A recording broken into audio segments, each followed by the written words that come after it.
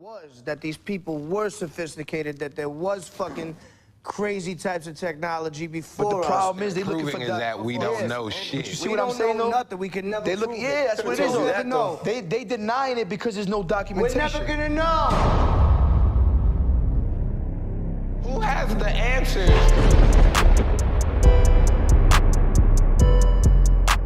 Hey all, welcome to Go Back to Tepe Week 8.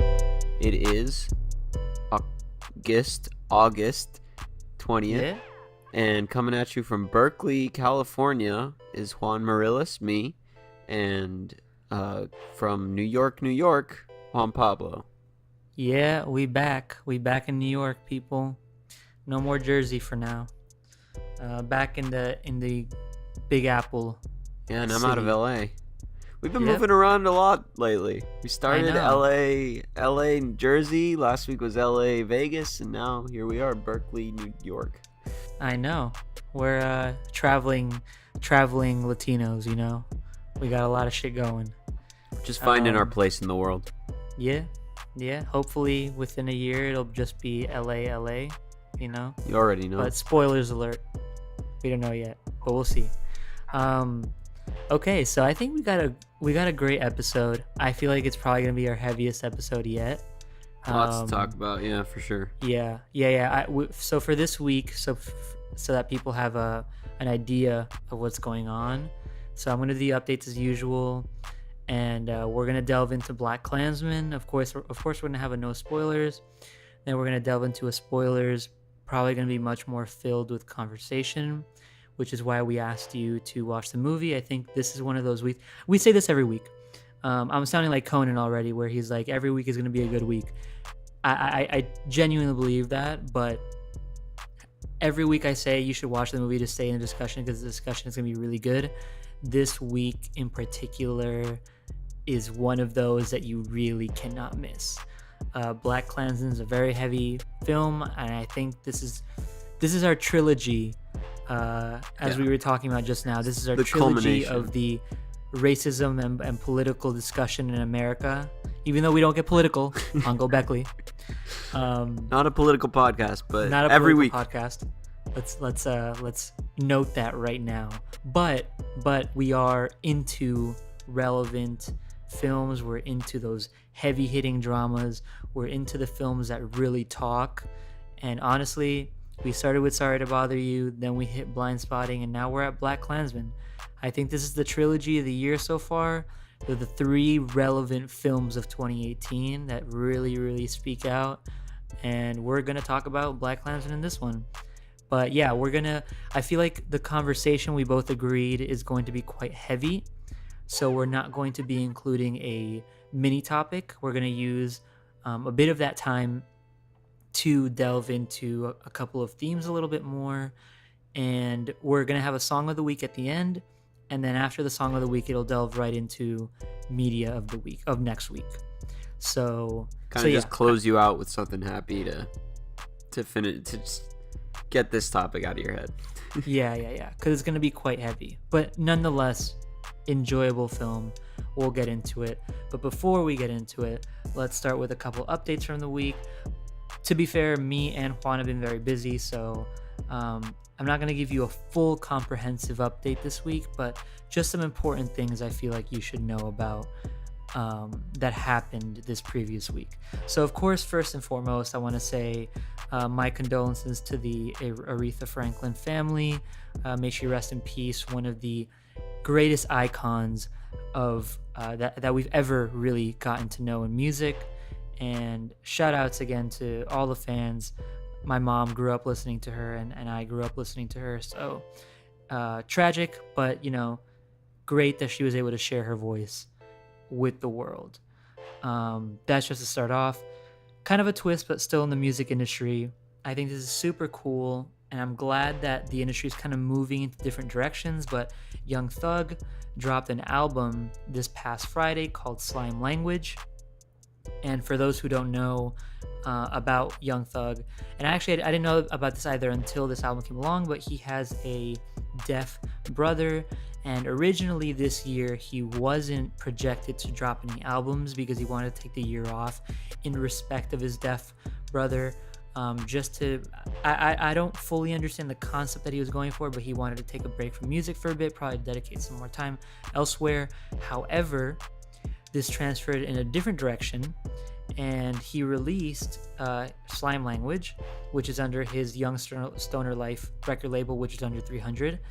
And it's actually quite interesting because everyone should check out the album. But what I want to pick apart here for a sec, which I think is very worth noting, is that the cover of the album spells out Young Stoner Life in sign language. And I think that's really cool because sign language isn't quite yet into the mainstream right now. And it's really cool to see like a rapper, which, you know, I don't know how many people, unfortunately, like obviously, I mean, for very obvious reasons, we have been seeing, I think, sign language become more prevalent in rap. I think there's an incredible meme. I believe it's an interpreter at a Kendrick concert that's trying to interpret Good Kid, Mad City. Yep. No, And it's- not Good Kid, Mad City. No. Which one? Which one is it? Shoot. Oh no, it's no. Sorry. It's Fucking One Problems. Train, right? It's fucking Problems. Or it's Fucking Problems. There you go. Okay, Fucking Problems, and it's fantastic. And I think that since then, we've seen a greater move because we've seen Logic do it, we've seen Chance do it, and we've seen a greater move in sign language in the rap community, which is great. But Young Thug took a different approach, and he made his cover sign language. I think that's super cool. Anyways, suggest you check out the album and the artwork. Super cool. Okay. Next on that list, so I mentioned Aretha Franklin, of course, rest in peace.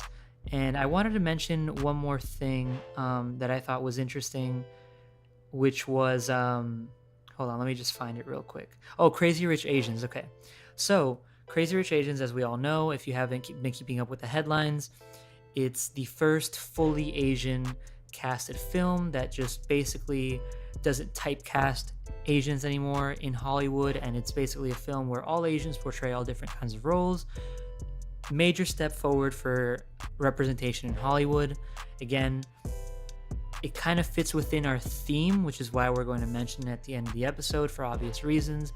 But great opening, 25 mil opening weekend, and I gotta say that's pretty good for a movie that I expected. I didn't know what to expect out of it, considering it hits a very niche audience. However, it does fit within the spectrum of what Gobekli Tepe talks about, which is those like not neglected necessarily, but films that are not as blockbuster as like a Transformers film. Juan, I think you can agree with me on that. Yeah. Apparently they were actually rejected a large sum of money where they were offered to just kind of stream it, put it Right. on, I think, like direct to Netflix or something like that, and they just rejected the money so that they could get this blockbuster out there and have something big with just a full Asian cast. You know, people, it doesn't seem to be as big of a phenomenon as Black Panther, but at the same time, it's the same idea, you know? Yeah. It's representation in an industry that hasn't been doing very well for minorities, and I think it's a good step in the right direction. Funnily enough, and this is a funny follow-up, Kevin Spacey's new movie Billionaire Boys Club, I thought this was hilarious, made $126 opening day. And what did you say was the opening weekend? 287. Fantastic. I don't even know what to say about that. For people that don't know, movies usually make a few million in the first. I mean, think of it. I mean, it's with like Kevin $10 Spacey a attached to the ticket, right? title. $10 a ticket means that 28 people have seen this movie. Yeah. 28 in all of the U.S. Yeah, no. Quite funny in my opinion, but also kind of makes sense. Not gonna lie. I'm not sure I've seen anything bomb this hard. No. Ever. No. I mean, did The Room even bomb that hard? I don't think so. Right? I don't know. Okay. Anyways, I only got two more little things, and then we're gonna delve right into the topic. But a Talk Money tape came out. The album is called Talk Money Tape. It features Jay Critch and a couple of other artists like Rico Baby and Molly Bands. It's kind of like an homage tape that fell under the Talk Money Entertainment label. For people that don't know, this is kind of associated with Jay Critch. Jay Critch is I'm not gonna say underground because he's quite big in New York, but he's an up and coming kind of rapper. I actually, funny enough, got to be on the plane with him on my way back from Vegas, coincidentally enough, and yeah, I think the tape is worth checking out. We're actually gonna be highlighting a song from that tape on the podcast, so you'll be checking out a song from that. And also, Chance released a feature. He's been actually promoting it on his Instagram for a new song. I can't pronounce the name of this guy. I think it's Reese Nim. I don't know. I'm just gonna say Reese. Reese and Chance have released a song. It's quite catchy. It's called "What's the Hook?" Highly suggest y'all check it out if you're Chance fans the way we are here. Anyways, Juan, do you have any other updates? No, I was just gonna say the Chance thing, but you got it before me. Yeah. That's I think that's pretty much it for this week from us. So yeah. I think without further ado, let's delve into this topic of the week, which we both have to say a lot about. So I think I'll start it off with actually you start it off. I want you to give us a brief rundown of the film. Alright, so as you all know, this week we went to see Blackkklansman, directed by Spike Lee, who's a very influential black director. Shoutouts, because NYU alumni and professor. Just gotta say that. But continue. Yeah, and the movie is about a black cop in what, like 70s? Yeah, it's 79 and onward. Yeah. So 70s and 80s, and where he basically infiltrated a division of the KKK through the phone. And looking at trailers, this movie kind of looked almost like a comedy. It was like hard to know what to expect going in, but it's a pretty heavy movie. He basically infiltrates this division of the KKK and tries to take them down from the inside, or at least do whatever he can to undermine them. Yeah, and let me fill in a couple of gaps here. So the protagonist is Ron Stallworth, and he is the actor that portrays Ron Stallworth is John David Washington, and we have his co-star Adam Driver, who portrays Flip Zimmerman, which is another cop in the police force, and this is in Colorado Springs, by the way, Colorado Springs Police Department. And so Ron Stallworth is tasked. He's the first African American cop on the Colorado Springs Police Department. So preemptively, his chief makes him aware of the fact that he's the first. So he's the black sheep. He's the Jackie Robinson, as they say it in the film, of the police force. And we get a glimpse into him beginning to infiltrate the KKK via audio.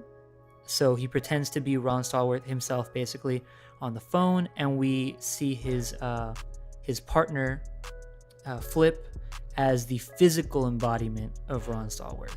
And I think that's all I want to say. Again, directed by Spike Lee, as Juan mentioned, and produced by the Academy Award-winning Get Out, which is Jordan Peele and Jason Blum. And so, yeah, I think that's pretty much a good general synopsis without ruining anything. Yeah, definitely. Yeah.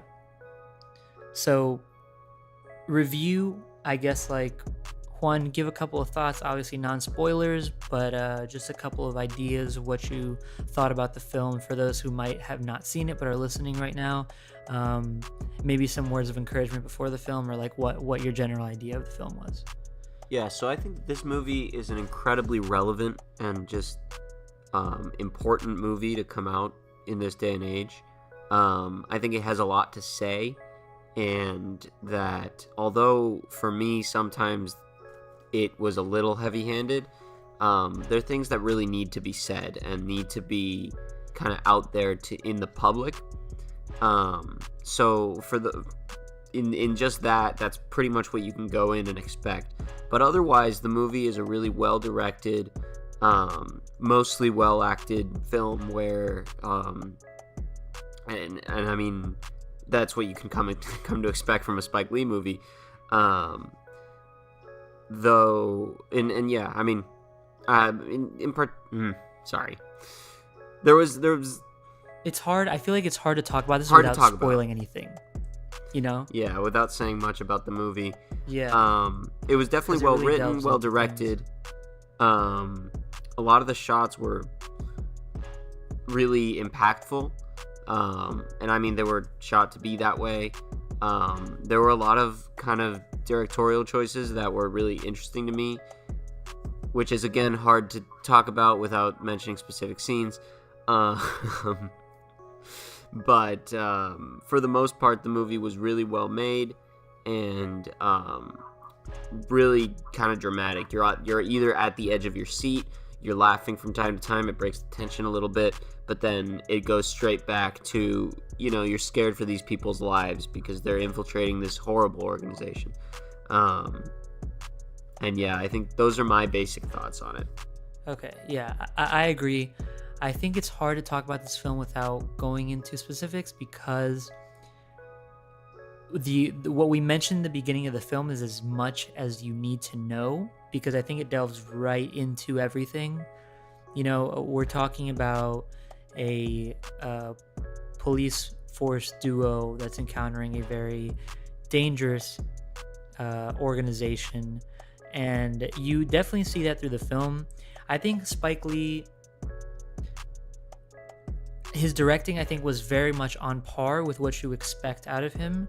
And I think that he did a fantastic job portraying both the emotion and the tension through his directing, as well as the writing of the film, I think.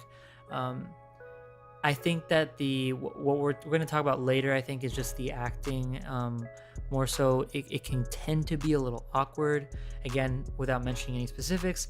But I think overall, the film embodies an era, and it embodies a good job of what, like, the kind of fear that the characters were feeling in that moment. And I think that's all that I really want to say.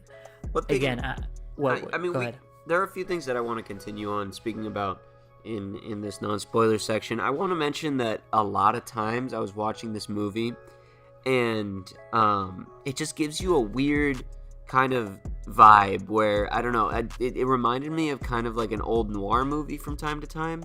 Yeah, I can see that. I don't want to mention specific scenes, but it gave you this weird noir investigative vibe from time to time that was, I thought, really interesting and really cool. It also kind of gave you this just dystopian vibe throughout, which I thought was phenomenal because, it's completely based on, or mostly based on, true events. And a lot of the time you're watching and you're like, wow, this happened, And that's something that, we try to forget almost. Like, racism's still a big thing in this country, but sometimes you completely forget where it was even 30 years ago, right? Yeah. So yeah, a lot of times I was watching and I just had this otherworldly feeling, which I thought was really well done, and it just kind of it added to the movie for me. And I think part of it was the musical choices, which I feel I don't really talk about music in film a lot because I tend to forget it. And right. The few times I love the Sorry to Bother You soundtrack, but I don't really remember much about the Blind Spotting soundtrack, for example, in the last two or the 8th Grade soundtrack. I don't even know that 8th Grade had a soundtrack. But even just thinking back right now, and I watched this movie a week ago, I still remember some of some of the score that was just absolutely haunting, and I thought that it absolutely, like, when it needed to be, it just gave you this feeling of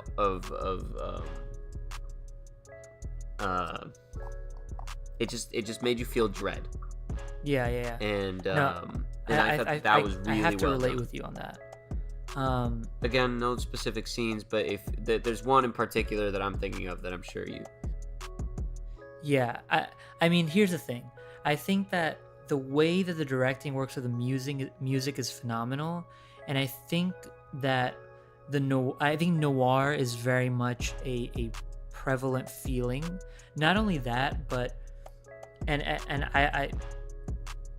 I don't, obviously I'm not an expert in this, and in today's day and age you can fake anything, but while I was watching the film, I had to say I'm pretty sure Spike Lee shot this in film, not digitally. You could really kind of feel the tangible, it just felt more physically real, and you can see that especially in the final scene. Again, not spoiling anything, final scene really feels tangible, and I think that's what all of it that adds to it. I think it's the fact that it's so, the set design, the costume design, and everything, the world that they live in is so, despite it being 1979, right? And this is like, our parents lived through this, and we were born only less than 20 years later, you know? So the fact that these things are so surreal and we feel this dystopian feeling, like you mentioned, and this is only, again, not even 20 years before we were born.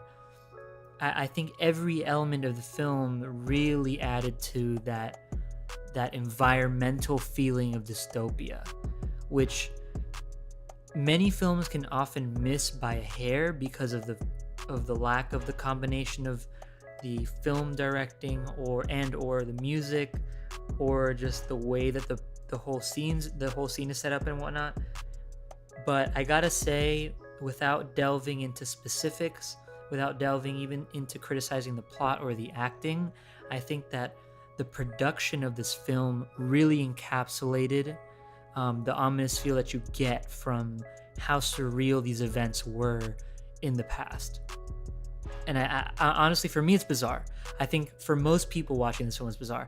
And this isn't very, I mean, okay, I don't want to say this is a spoiler because it's literally the first scene, but I gotta say, like, Alec Baldwin opens the film. I'm not gonna say what he says. I'm not gonna say anything about it other than the fact that he's obviously in it for just a very split moment. But his opening of the film, it jumps right in. It jumps right into this dystopian, like, what the fuck am I watching? And I think that's what makes this film so unique, that I feel like at no point was I like, what's going on? I was more so like, Jesus Christ, this is real. And it's not was, because I don't want to say was, because unfortunately we know that parts of this reality still exist in today's world in the US. And so again, I feel like that's for another whole other topic that we can get into. And again, we don't get political on Gobekli Tepe. But was this film real as fuck? Quite real. I like the way you put this one. I want you to repeat what you said in terms of our trilogy. The different feels between Sorry to Bother You, Blind Spotting, and Blackkklansman. I want you to reiterate what you told me before we started recording.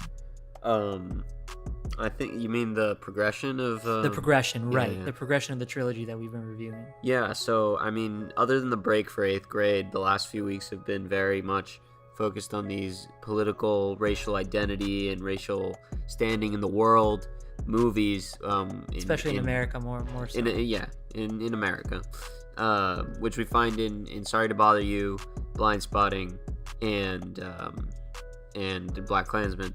And looking back, you start to see there's definitely an interesting progression here, because the world becomes more tangible, more real as you go on through these movies, and they become darker and more aggressive.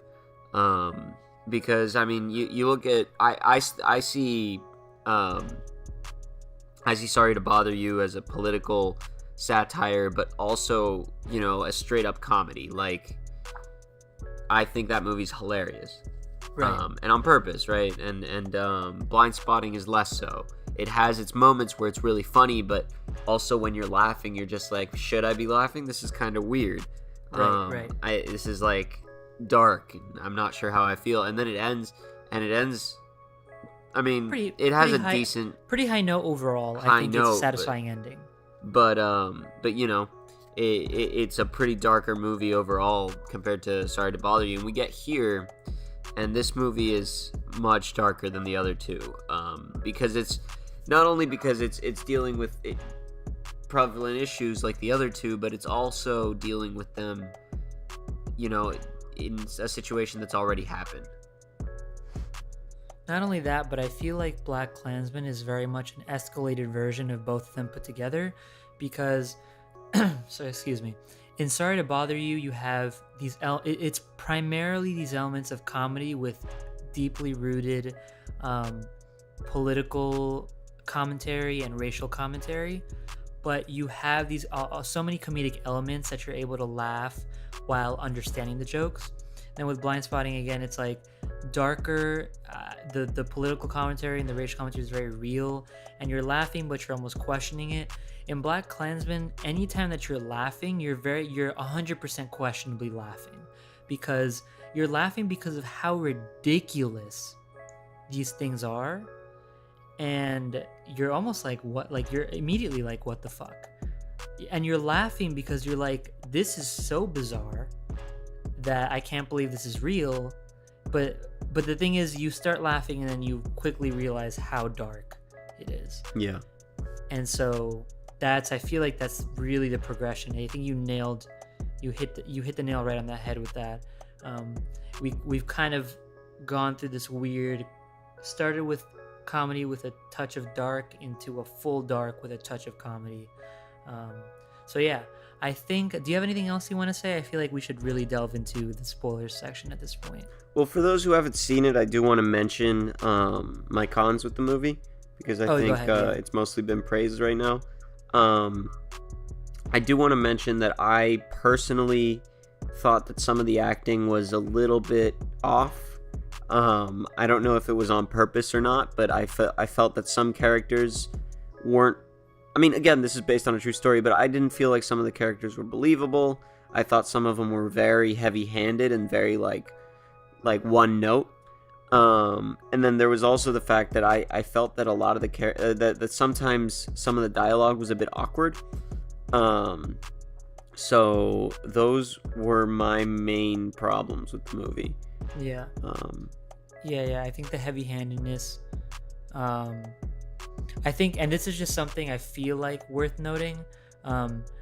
You're not one who likes the kind of like the blatant in your face, because like me and you, I like the real, and this is good for the viewers to know, because this is where me and you, I feel like me and you lately have not contrasted at all with like how we feel about the media that we talk about. And I feel like this is one of those films that really helps differentiate me and you, because I'm a fan of extreme realism to the point where it's almost too ridiculous. And I think the greatest example of that is my huge love for 3 Billboards, which was a film that came out last year.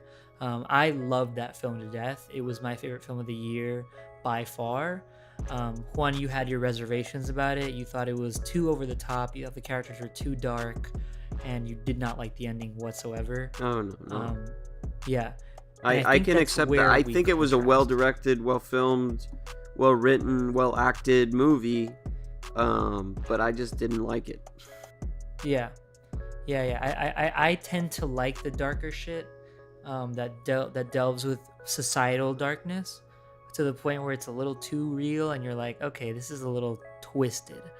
And I think Blackkklansman delves into that a little bit. It delves into some okay, this is not a spoiler, but because it doesn't actually break the fourth wall, but there are some feels of that, and it gets quite real, it gets quite in your face. And I think that Spike Lee's, it's always his visionary direction to be this way, and I think that's where the contrast lies between me and Juan as viewers. Which, if you're someone like Juan, where you don't like that kind of like that break and that heavy-handedness tone that a director might impose on their film, then this might be quite heavy. especially a lot of the topics and a lot of the things and a lot of the dialogue, which I must say, when the actors were reading this script, they must have been like, what the fuck did I just sign myself for?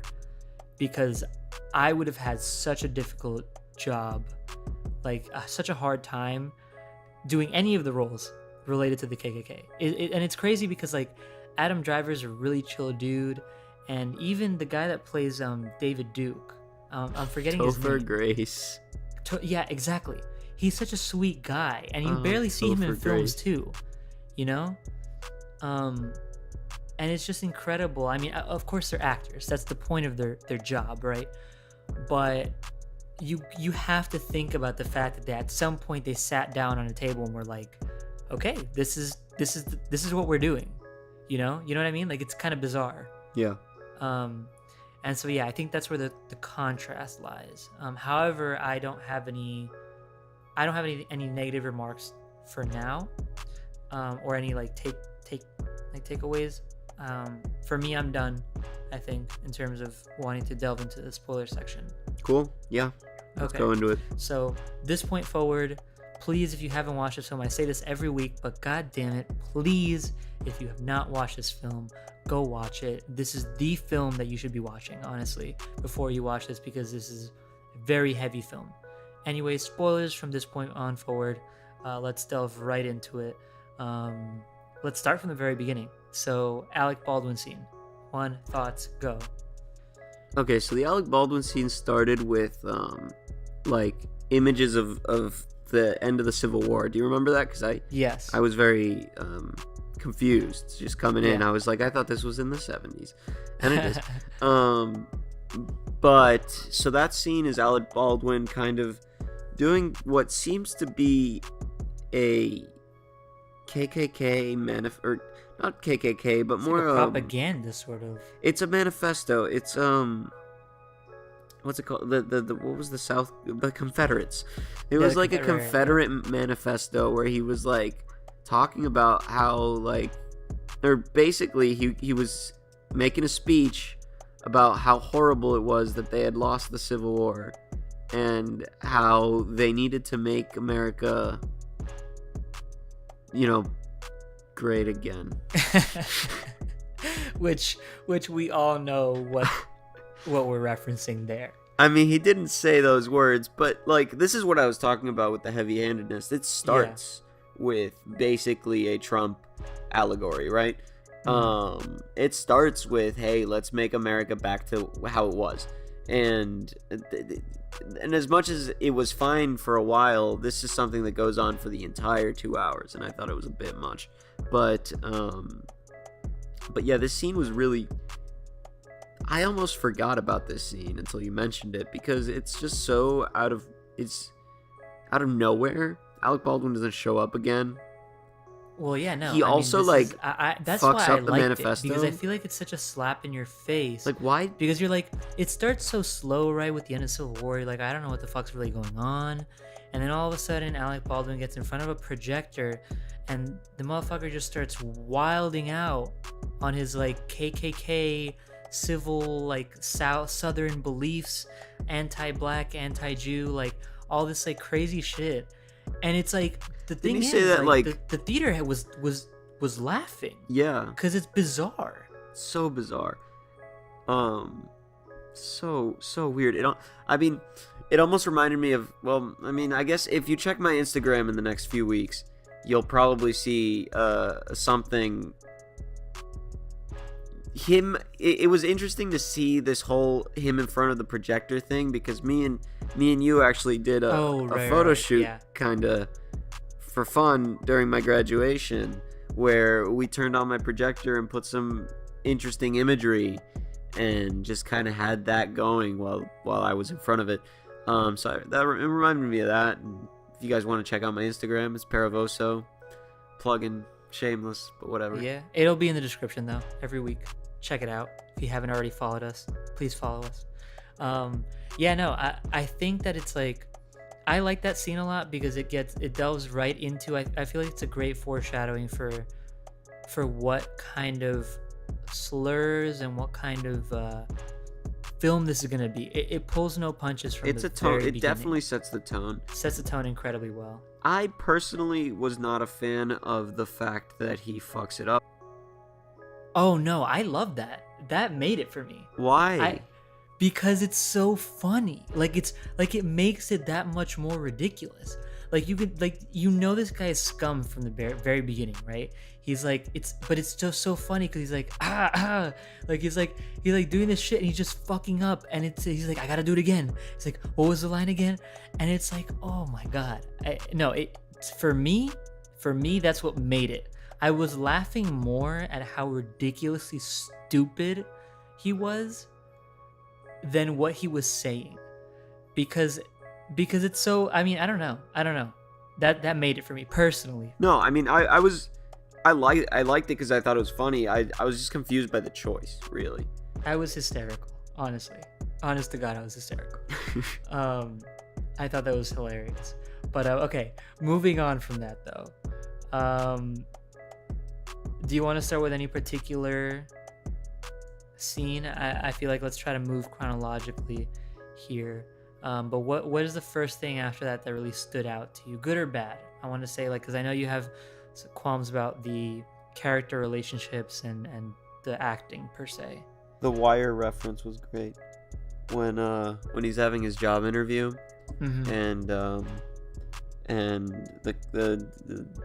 commissioner or whatever, like the head cop is like, what if, someone calls you the N-word, and he responds like, "What is that something that would happen?" And yeah.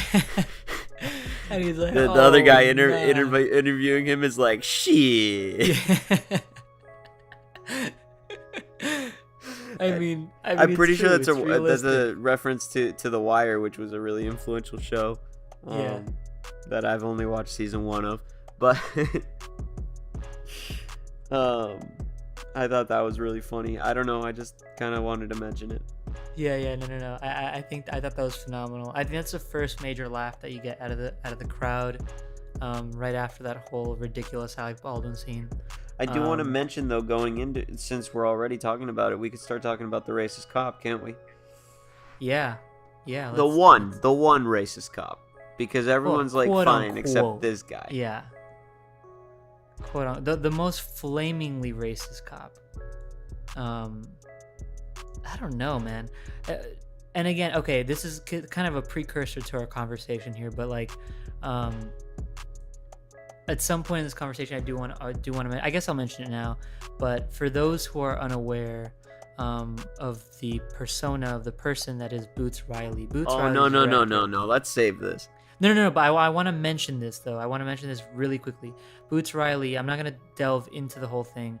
I want to say he's the director of Sorry to Bother You. He had a lot to say about this film, and this is coming from a man who's hugely inspired by Spike Lee. But I do want to say that already he does have his own opinions on the film. We're gonna delve into it a little later. I think we're probably gonna finish with that. What? I'm 80% sure we're gonna finish with that. No, I know, but I did want to mention what did you mention just before this? The racist cop and how he's the only one. And right. I think that's what you're getting at. And that's the interesting thing. I want y'all to keep that in mind. That there's just one, technically speaking, right? There's one flaming racist cop. That's it. Anyways, continue. What did you want to mention about that? Right. So he comes in. I just wanted to mention that he is the most, like, I don't know. Watching the movie, there were two characters that I hated, but like not as character. Like I didn't hate them as actors. Like I hated the characters. Like the actors were doing great, which was one, the Nazi guy, and two, this fucking cop. Holy shit. He plays sleazy so well. From the moment he comes in, he's like, yo, I'm looking for a toad. And like, I don't know if and it also gets back to the weird awkward dialogue, because like, I don't know if it was supposed to be like a sly like what, I don't know if Ron's response was supposed to be like sly or like, like cool, or like I don't know, like it just kind of seemed so like weird to me how he was so caring about everyone. And I mean, it's not like he got a name either. He like because the sleazy cop didn't give a name. He just said I wanted a toad, and I'm like, what? well, here's the thing. I think Ron at that point, he understands that he has to treat everyone nicely, but he doesn't like his job. Just at absolutely that point. no. He hated it. Yeah, and I think the takeaway of that particular scene is you already started to see the tension because at the end he's like, okay, thanks, Officer Toad. You know what I mean? Like, he really backhands him with that one. Yeah, the tension between the two is great. And that's very clear in this scene. One thing that we could talk about, or I think, yeah, let's just jump into the pep rally, I guess. Okay. We could call it, right? Yeah, let's go with that. So this is when Kwame comes to speak to Colorado Springs because what were they? What do you mean? The group that brought the him. Black Student Union? Yeah, the Black Student Union brought him to speak. And Ron is tasked with kind of trying to infiltrate this group because Ron wants to be an undercover detective. That's like his dream. So he asks for it, and clearly the police department realizes that they could take advantage of having a black cop by putting him into a radical what they believe is a radical black group, which is the Black Panthers, right? Well, yeah. Well, not the yet, BSU, or not really. Not yet, but the BSU, the Black Student Union of Colorado Springs, of that university there, is the most prevalent black organization in that area. Yeah. So they want him to infiltrate that primarily because it's full of the youth, like black youth, essentially. Yeah, and they're scared that they're going to be incited to violence. By Kwame. By Yeah, Kwame. exactly. Right. So this scene, I thought was really powerful. Kwame's speaking about how black people are beautiful, and it's flashing. Black liberation and like kind of just like for most of the speech, it's about like self-love and like right. just kind of like, you know, it's not inciting any hate, which I thought was absolutely great. And it's flashing all of these people's faces, and even though that effect itself didn't really work for me, because I thought, I don't know, I thought that was another kind of heavy-handed moment, but other than that, the scene was really impactful, and then eventually he starts getting on about not particularly inciting violence, but warning about how it might be coming. Yeah, he basically tells people to start arming up, basically start getting weapons and getting ready for a potential violent altercation in the near future. Yeah, so what'd you think of that? Did you like... Well, here's the thing, and again, I think my opinion changes a tad after reading the Boots Riley thing a little bit. Yeah. That's where I'm conflicted. Just a bit. Okay, in part, I think it makes sense, but a part of me, right? A part of me, especially because there are references to MLK, and we know that Kwame is a former Black Panther, and we know that the Black Panthers in history technically tended to be the more violent of the groups. I don't want to use that word either, but they were the more radical group. And for me, it's interesting that they use this former Black Panther as a way to at first direct the BSU to kind of be like, okay, like we have to love ourselves, we have to love being black. But he adds this spin where he's like, by the way, we should start arming ourselves. Yes, I thought that was a little questionable. And it's going to become more questionable when we talk about the Boots Riley criticism. But yeah, what about you? Like, well, did you feel like it was a bit interjected? It really seemed sudden to me, because a lot of it, I didn't know what they were going for, because I hadn't read up on this history, right? Mm-hmm. And just watching the movie, I felt that it was a bit sudden, like a big switch for Kwame to just talk about self-love, self-love, self-love. Also, race war. Right. It And almost feeds into what the cops wanted. Right? It You know what just I mean? seemed so like playing into what the cops were thinking. And I mean, if I felt terrible because I was like, well, I guess this is like kind of verifying that the cops, you know, had a point. Right. When really, you know, I do believe that a lot of the infiltrations were infiltrations of radical black groups, as much as part of it was for defense. Like, you know, straight up radical black group violence wasn't a huge thing in history, Right. as far as I remember, especially at that point.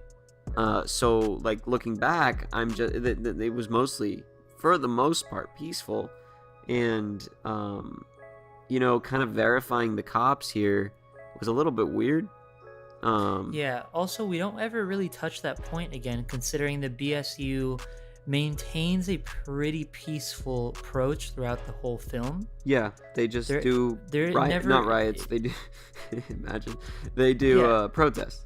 Yeah, exactly. They never really touch back on the whole like, all right, everyone has a gun now. We don't really see that. So yeah, I don't know. I thought that was interesting as well. Good thing to point out. Again, I feel like for anyone who's listening right now, keep all these things in mind, because I feel like They'll what come we're gonna back. talk about at the end kind of makes a lot of sense. Yeah.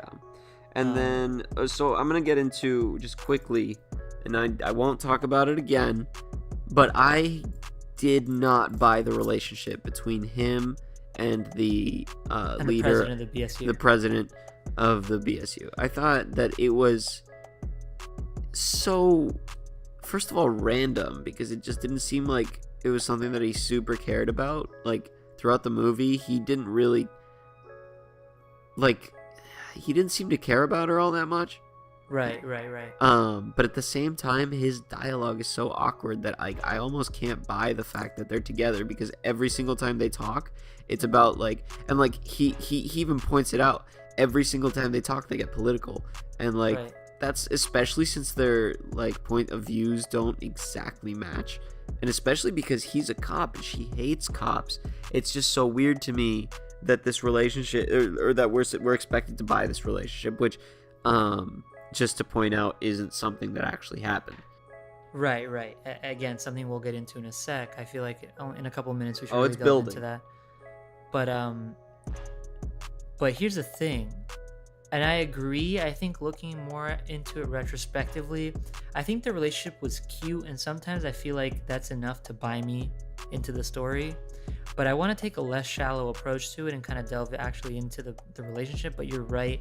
I think that they contrast so starkly, and I feel like the only reason why they met is because he was even put in that situation. I mean, he got lucky in talking to the president, even more so.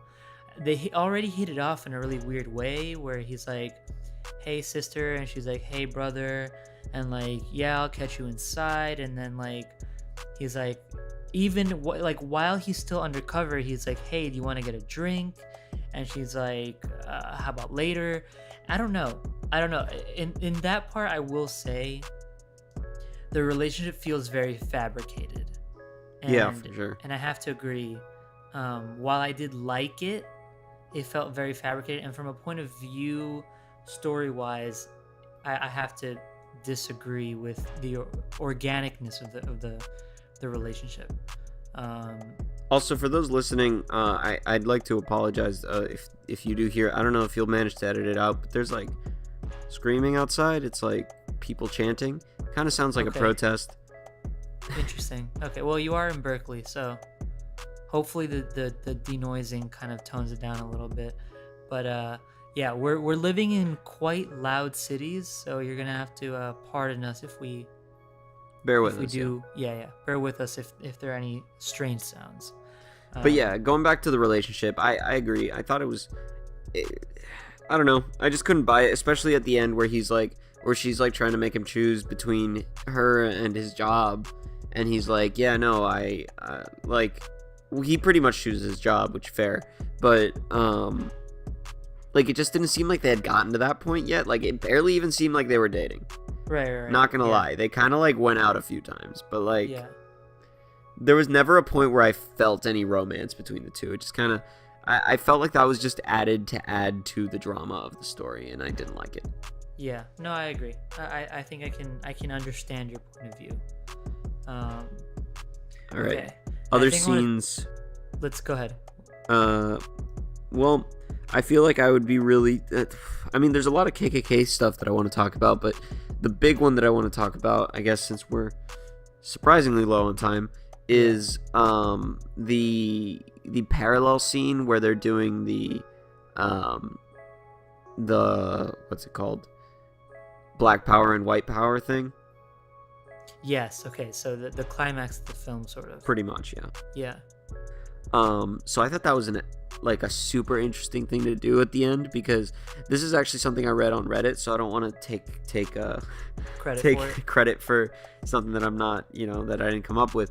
But someone pointed out that it's really interesting how the white power like movement thing is completely based on just how great white people are, and like how like what's it called? Not confidence. Being conceited. Okay. Conceit. There we go. Conceit. It's kind of okay. built on conceit and pride and nothing else. But the Black Power movement was more built on kind of fear and self-preservation, where the white people were pretty much just chanting about like, hey, we just pretty much baptize people for no reason, and like we hate people of color. And the other people, well, the Black Power movement was incited less by something like that, more by a death, and how the world is bringing them down, and how they need to defend themselves from that. And I thought that was a really interesting parallel to play on. And it was a very strong point of view, because you see the radical communion, if you will, or the ceremony of being inducted into the KKK, the organization, and and their way of inducting their new members is by making them watch this film that essentially is pretty much about white supremacy and hits against people of color, and it's not just black people and brown people, it's Asians as well, it's Jews, it's the whole thing. And the fact that you see that stark contrast between this political speaker going to visit the Black Student Union and talking about this terrible moment in which he witnessed someone essentially be beat up. He gets, I think, correct me if I'm wrong, but I think his balls get cut Castrated, off. yeah. His fingers get cut off, and then he's burned alive. Yeah. And it's horrible. almost like this fear of like just being black, in a point where like, you could get blamed for whatever. Slavery. Then it was segregation, and they're living through this whole bullshit of like being tortured, and you see, I think it's also interesting because you see that during the BSU get together, there's a full sense of community where you see different ages, and you see everyone all together in black, and everyone's kind of listening to the story and reacting to it. And when you see the KKK one, it's all just very serious, very dark. There's just like a one line of fucking people, and I think it's a very strong scene. Oh yeah, I will say. Okay, so we have two more things that we need to talk about, I think. Yeah. We should talk about the Boots Riley interview, and we should talk about the very, very ending of this film. Okay. So which one do you want to start with? I think I want to leave Boots Riley for the end, because I think it's a game changer for the conversation.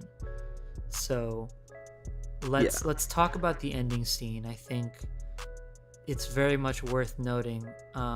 Okay, if you're listening to this and you haven't seen the film and you've listened to the whole thing, God bless you for liking this kind of conversation, because I feel like it's super productive. But why the hell have you watched this movie yet? That being said, last part of the film, for those who've watched it, shout out to Anita, who's probably still listening. Yeah. It's live action stuff. You should watch it. You should watch it. You should.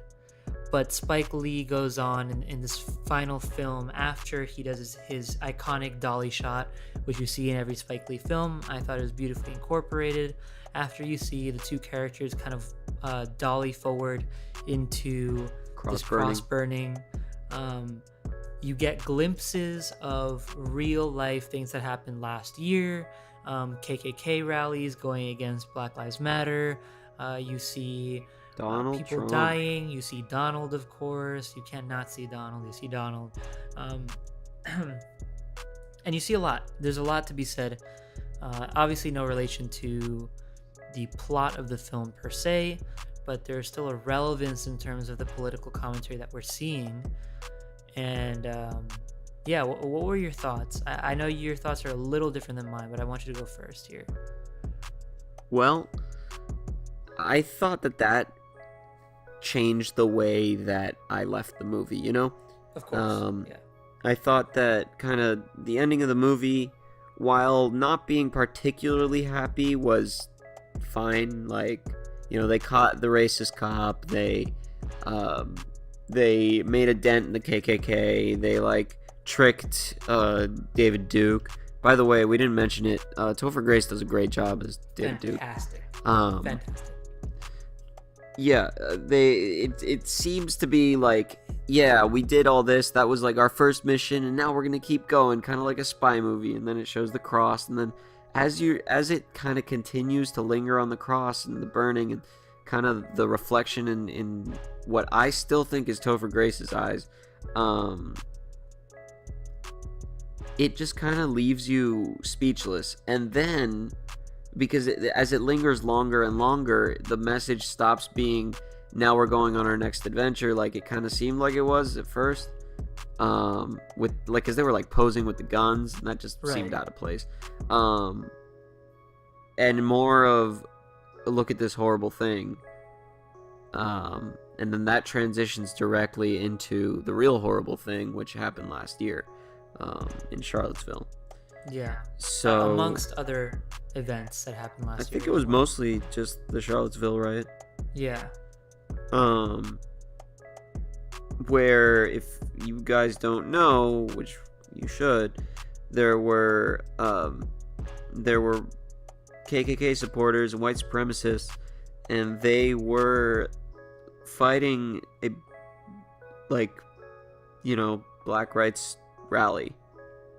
And our president went out to say that, you know, there were two sides to the story, essentially. Yeah, that both groups both groups were equally bad, right? Yeah. And it shouldn't be a problem. I mean, this is going back, but like, it really shouldn't be that hard to just denounce the KKK. Right. But it is, and that's horrid for our president, right? Yeah, for our president to not scold the KKK and be like, listen, the KKK is bad, but so was the other group. They're kind of equal. It's horrible. Yeah. And I mean, I left the theater just shocked. I was walking away, and, you know, I was looking around, and I was just like, you know, this world, Jesus Christ. Like, we're still in it. It's kind of. We're still in it, and it was an interesting ending because it carried forward the feeling of the movie, where this dystopian vibe that we talked about throughout kind of carries through into your real life, which I thought was really great. And it's what I think it really gives this movie the impact that it wants to have. And in fact, this is the only moment where I talk about how heavy-handed it is. And I didn't really like how heavy-handed it is, especially, I mean, there were certain conversations earlier on where, like, you know, they're just constantly taking jabs at current political atmosphere, and I'm like, just continue the movie. But I think that this one, the one at the end, was absolutely necessary, and it really brought the movie together and, like, gives it the impact that it has. That's my opinion on it. No, I agree 100%. I think that the great things that we kind of see from movies that take these political and racial stances, like Sorry to Bother You and like Blind Spotting, are that they are able to talk about these things, but within a alternate reality. And it's interesting because Blind Spotting, more so than Sorry to Bother You, Blind Spotting is more realistic in that sense, because we're talking about Oakland, because we're talking about a real scenario that could happen. There's no real fantasy involved in it, sort of. But again, it's still an alternate reality where these characters don't exist. And once the movie finishes, we can kind of end that story as it is.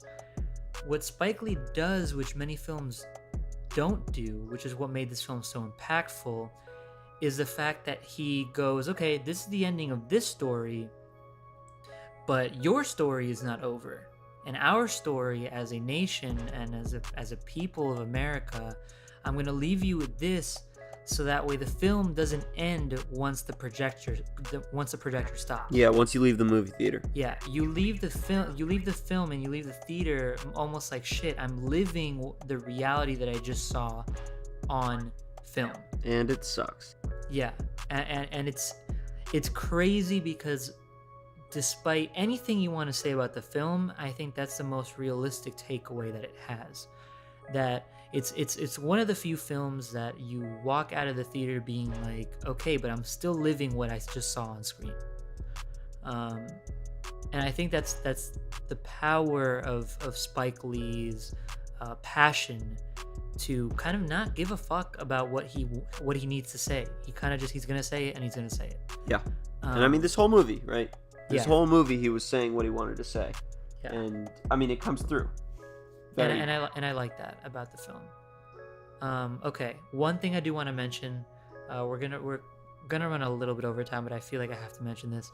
Okay, so despite everything we have said about the film, I feel like it's always good to tell two sides of the story of another opinion. Again, something that I mentioned earlier on, if y'all haven't Googled it while we were talking or anything, you still don't know what we're talking about. Boots Riley is the director of Sorry to Bother You, another African-American director, and he did a great film with Sorry to Bother You. Great. We talked about it in an earlier episode, so if you want to know our opinion, just breeze by that podcast. But he had a lot of criticism towards Blackkklansman, quite negative actually. Now, I don't want to delve too deep into it again for a lack of time, but we do get a glimpse into why he feels that Blackkklansman is a bit of false advertising. So as we know, in case you don't know, this is based on a true story. It's the real life story of Ron Stallworth. Now, what Boots Riley informs us in his Twitter rant, he actually posted 3 pages worth of an analysis in terms of why he didn't like the film. Despite being a huge fan of Spike Lee, he talks about the fact that the story was very heavily modified for a few reasons. First and foremost, we get this positive perspective of Ron Stallworth as this first black cop who was out here to stop white supremacy in the late 70s and 80s. Now, the reality of Ron Stallworth's story that he tells in his book is that he's actually he works with counterintelligence within the FBI, I believe, but the issue with that is that the majority of his work actually revolves around infiltrating black radical groups, like we saw in the beginning of the film with the BSU. With the one Apparently, rally. what were you gonna say? With the one rally. Right, with the one rally that he does with Kwame. However, Ron Stallworth's actual reality is that he actually goes on to infiltrate black radical organizations for years. And the reason why the FBI at this point wanted to infiltrate these organizations was to dismantle them per se, despite them not being these aggressors that Kwame sort of instills in the film, it's actually not true. And he talks about how Kwame, when he finally takes on the name, when he goes to Africa and he decides to change his name to Kwame, he doesn't spend much time in America, and he actually doesn't preach to the youth about becoming a violent uprising and arming yourself.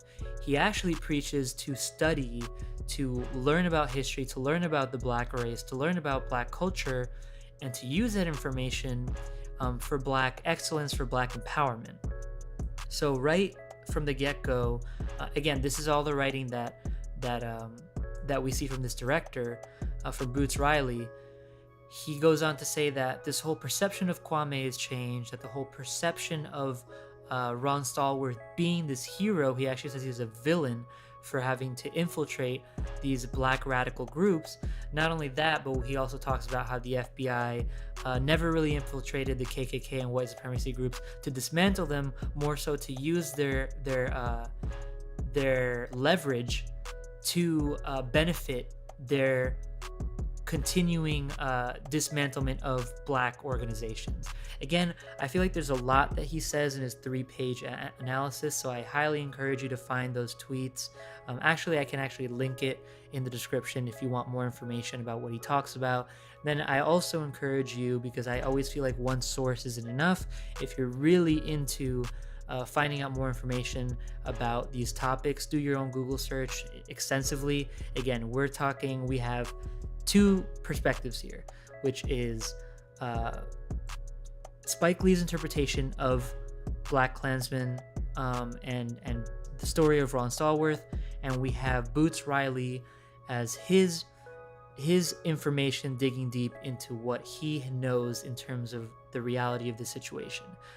He goes on to say that the film, it feels more so as an extension of this ad campaign that Spike Lee was involved in, where he was supposedly paid $200K to be a positive, to make the NYPD look positive in the eyes of minority communities. He says this is an extension of that campaign. So again, if anything that I have said is clicked, it's basically that Boots Riley did not have a fond opinion of this film.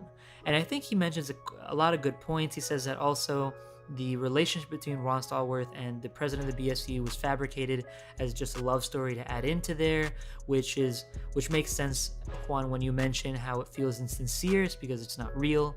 And he actually brings up a couple other points. Again, we're running out of time here, and I don't want to delve too deeply into it because I also want to give you the opportunity to do your own research on it.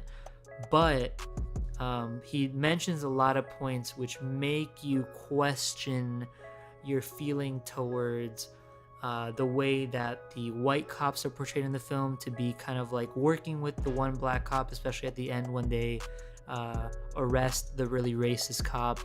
A lot of this isn't really true. The rapport between the black and the white cops is somewhat fabricated to make you love the police department a bit more. And again, more points. Don't want to delve too much into it, but I highly suggest you read his analysis on it. Highly suggest you do your own research. This is great back and forth that I feel like a lot of us should be talking about, especially when a lot of people don't really delve farther into just watching a film. They'll just watch a film and that's it. I'm glad that Boots Riley kind of interjected and said, wait, pause. Let's learn a bit more about this before we praise Blackkklansman for being a black empowerment film. Yeah. So yeah, absolutely. And looking into it and hearing this, I have my own opinions on the matter. I think a lot of it was creative choice, right? Right. And like thinking about it, a lot of times this kind of collaboration with the cops is almost something that, I mean, eventually for things to work out, it needs to happen. So shedding them in good light it's an interesting approach because, Right. Spike Lee's so blunt with what he believes that, like, listening to this and hearing that, he's basically part of an ad campaign helping the NYPD, which have their history, quite a history of Lots racism. of history. And just hearing this is so crazy to me, because it baffles me that any amount of money, because this man bases his career on, making these films that talk about political subjects that he believes are important. For him to just endorse the NYPD like this, it's really interesting to me to think whether or not he has some other motive behind it, because I don't think money is enough for someone like this to just be like, yeah, no, the police are good. And it's something that I've thought about, where sometimes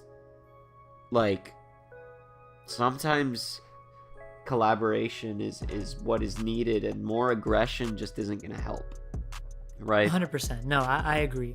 I think that I don't want to discredit, and this is what you're going for, I think.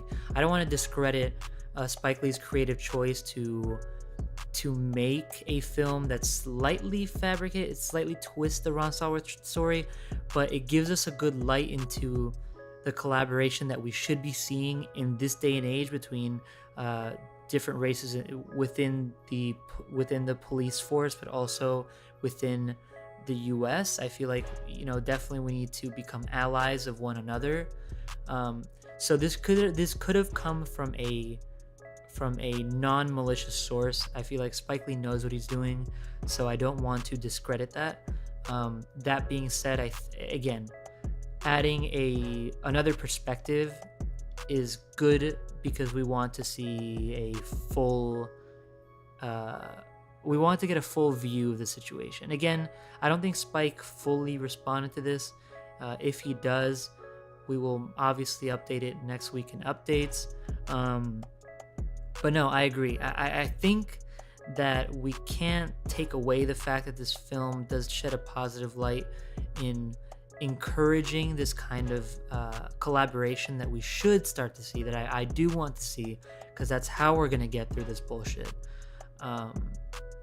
But yeah, should people know that there are some fallacies? I think so as well. Yeah, I agree. I really think that this shouldn't. We should definitely mention the fact that, it's not real. It's not the way that it happened or the way that things are. Even if it maybe should be the way things are, where the one racist cop is the outcast rather than the one not racist cop, as I believe is more real. Yeah. Anyways, quite a long episode, but again, worth talking about, I believe. I hope that you've enjoyed this conversation. We don't want to leave this off on this note. So Juan, are we good to transition to Song of the Week? Yeah. Okay, dope. Song of the Week is off the Talk Money tape. It's a song called No Sleep by Critch. Again, New York native. Highly suggest you check him out. He's got a song called Fashion. Well, it's so far our biggest song he says called Fashion with Rich the Kid. But today we will be featuring No Sleep by Critch off of the tape, Talk Money tape. So hope you enjoy the song. Kind of lets you fall out of this topic for a little bit, refresh, and then we'll come right back with the media for next week. I just hit a stain, now I'm counting bank bills.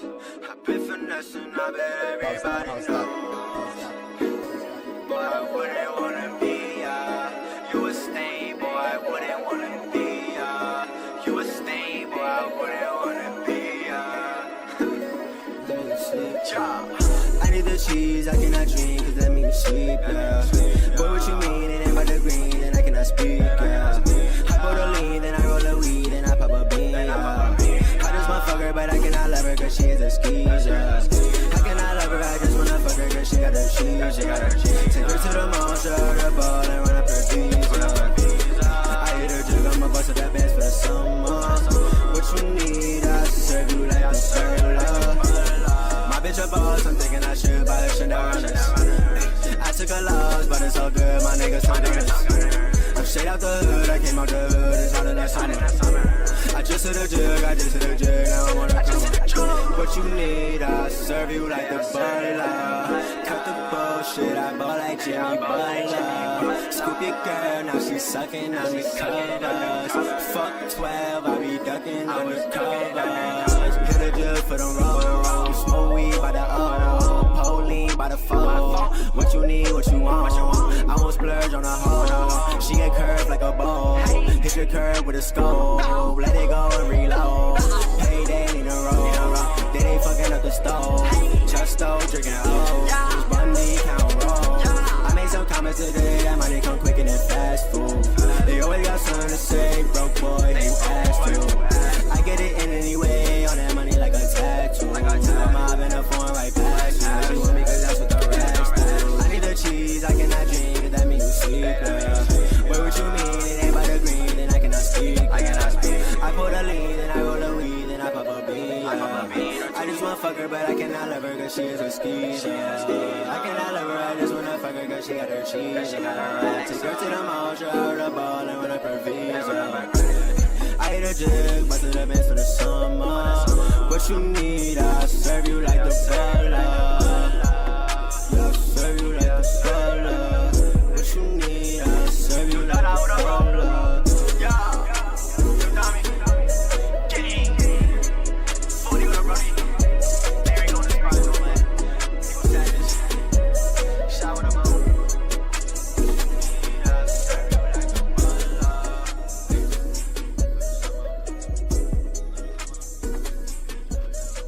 Okay, and we are back from No Sleep by Jay Critch. Hope you enjoyed the song. I don't want to, again, I'm not going to delve into the review of the song this week. I personally like it. I like Jay Critch. I think it's, I like his artful kind of dreaminess into the music. But again, not going to talk much about it. Check out the tape if you like the song, and check out Jay Critch. Yeah. Anyways. And now that you've had a break from, the political commentary, we're going to talk about Donald Trump. No, yeah.